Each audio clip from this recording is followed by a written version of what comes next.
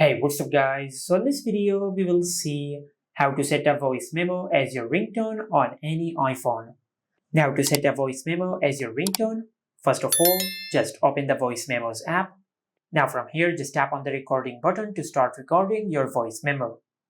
Now for an example, I will use this voice memo as my ringtone. Now after you have recorded your voice memo, then tap on this button to stop recording. Now, after you have recorded your voice memo, then tap on select and select the voice memo which you want to set as your ringtone. Now, just keep in mind that the length of the voice memo should be less than 30 seconds if you want to set it as your ringtone. After you've done that, then tap on the share button, and from here you will find the option of use as ringtone.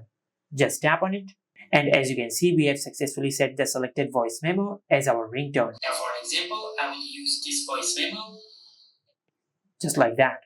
And this is how you can set a voice memo as your ringtone on any iPhone. Make sure to like, comment, and subscribe. Thank you for watching.